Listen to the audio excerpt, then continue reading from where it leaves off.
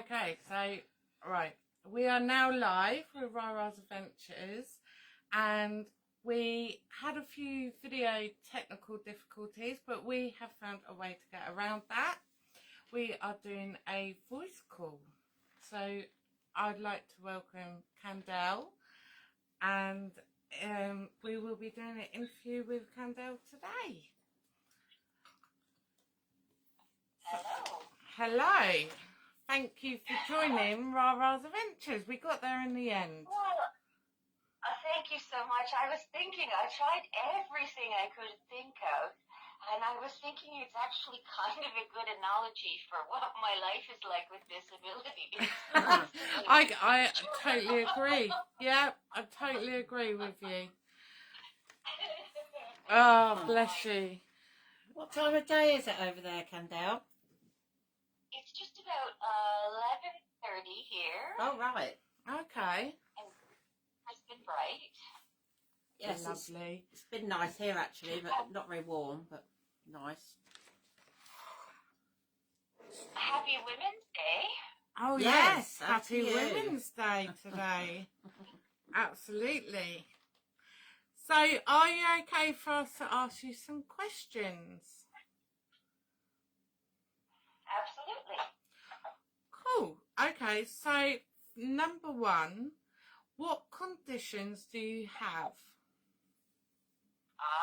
Okay. So I have a number of conditions. I have fibromyalgia, which is a central nervous system disorder that affects the whole body. Yeah. I also have post-traumatic stress disorder. Okay. And I also have mental health issues and migraines. So everything I deal with, the conditions like migraines, PTSD, borderline personality, anxiety, depression. Can you hear my dog I talking? can, yeah. They're all neurological, and I've only just really realized that sometimes I have to just stop. Yeah, take a breather. If I panic or get overwhelmed, they all make each other worse. Yeah, I can agree with that. Yeah. So, when were your conditions first diagnosed? Well, it's been ongoing.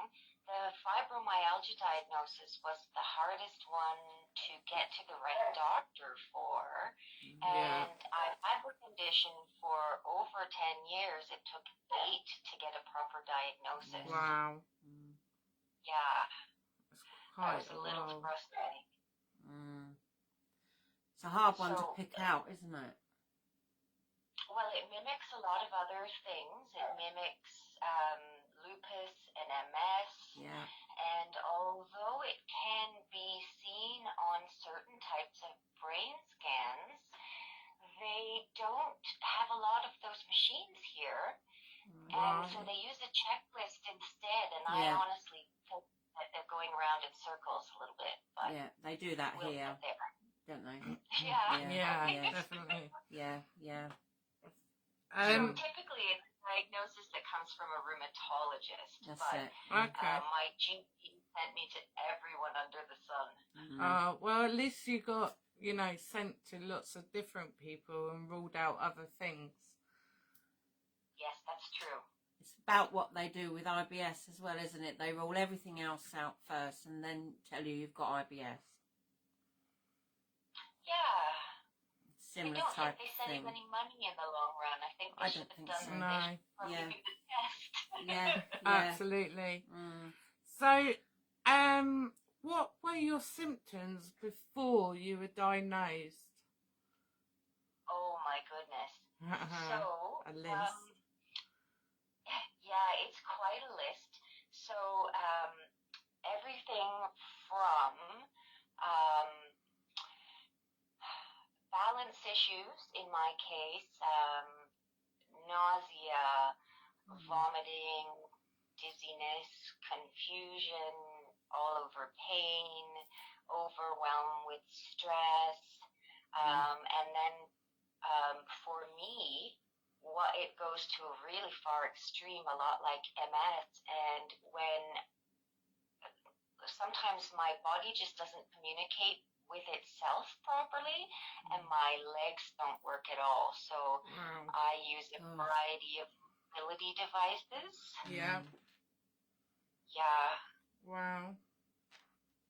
Yeah. So my biggest epiphany in my own journey, because as you know, with chronic illness, it's almost a full-time job. Absolutely. Right? Yeah.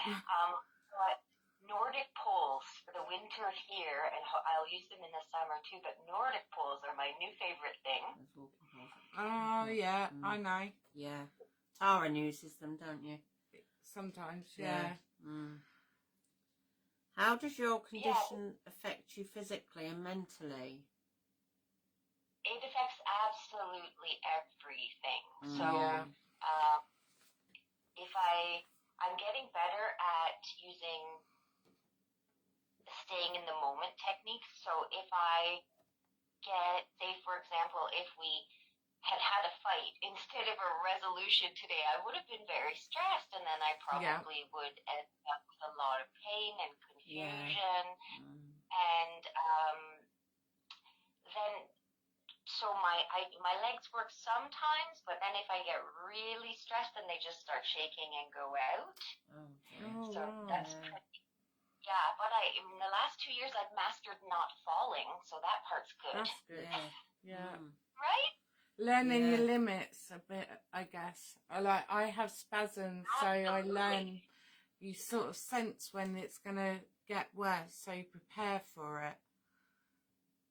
That's right. And with the conditions like that are neurological, you can prepare in some ways, but in other ways, certain environmental factors can change around your situations or sounds, or I mean, even the news is a great stressor most of the time too.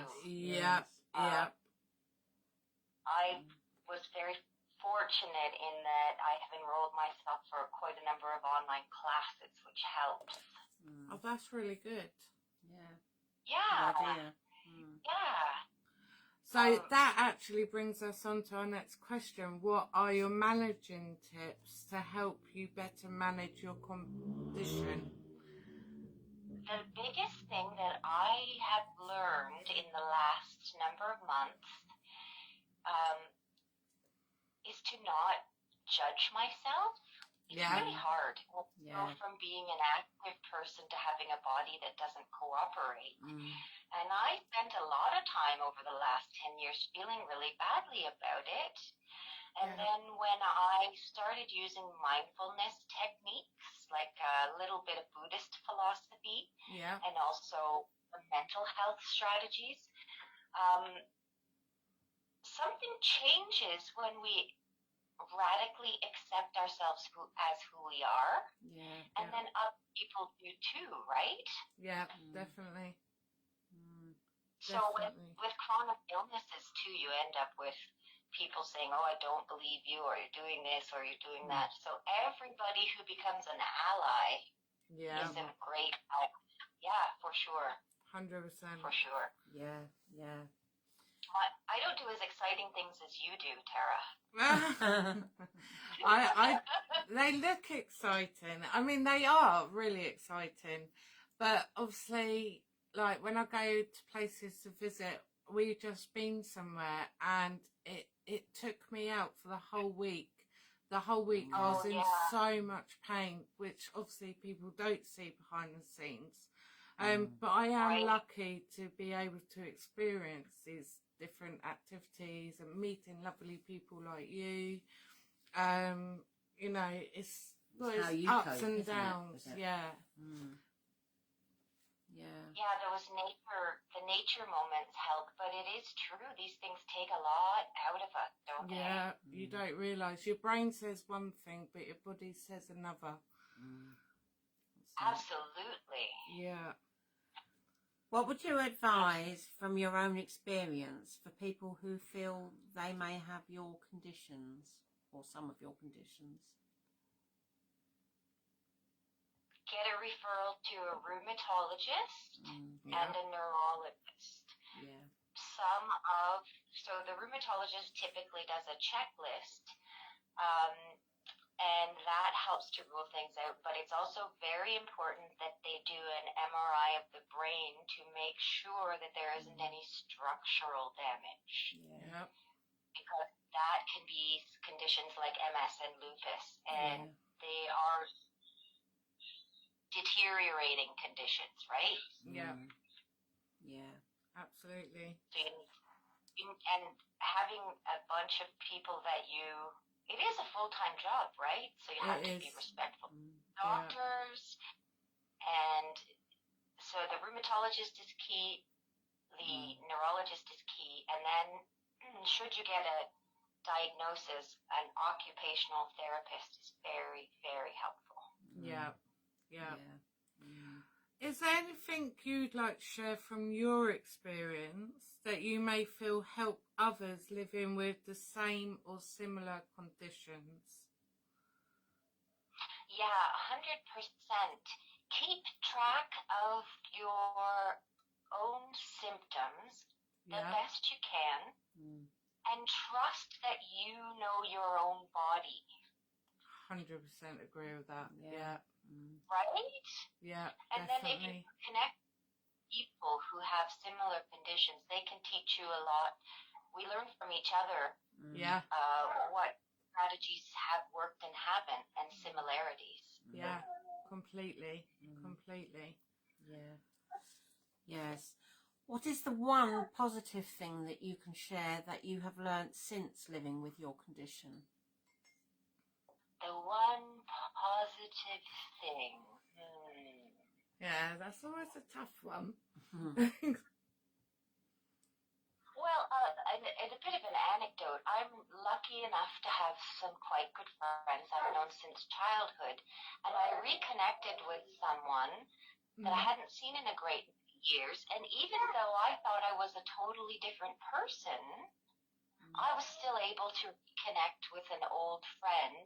So the truth is that even though you might not feel like you're still yourself, if you can connect with things that make you feel good, or people that make you feel good, you're still in there.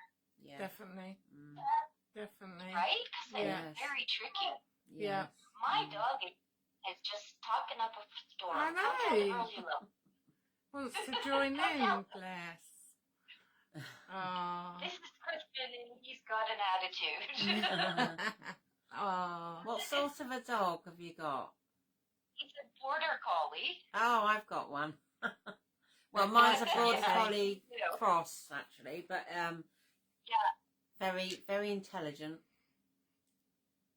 Very persistent. Yes. Oh, yes. You know. Oh, thank you so much. That is all the questions that we have for you. So thank you so, so much for joining us and answering them and sharing with you're others. welcome. I'm sorry that glitchy. Oh, don't silly. It's absolutely fine. I'm still quite new at it as well, so do not panic. It's absolutely fine. Very good. And it was so Thank you nice so much. to talk to you. You need her address, don't And you? you as well. And don't forget, we'll be sending your mug through the post, so hopefully you'll get that beginning of next week. Yes, you'll have to let us know if you get That's it. awfully quick and lovely of you. That's very generous. Well, You're hopefully more it'll than be welcome. next week, will it? I don't know. Will it? Oh, you looked into it. Well done. So, thank you again for joining us, and I'm sure we'll message anyway and talk. Yes. It'd be nice to get to know you more. Say again, Thanks sorry. again. You're welcome. Okay. All right, take care. Thank Bye. you. Thank you. Bye. Bye. Bye. Bye. This is lovely. So that was an amazing interview. So thank you to Candelle. It was so lovely for her to join us. Yes, we had a few technical difficulties, but we got there in the end. Yes. And it's to help spread awareness of different illnesses and conditions. So please definitely. But if you feel you would like to share an interview with us, whether it's audio like that or a video, please contact me and we'll try and organise that. Thank you again for joining us. If you've only just joined, please hit the subscribe button and notification bell. And we look forward to seeing you all again very soon. Lots of love and take care. Bye.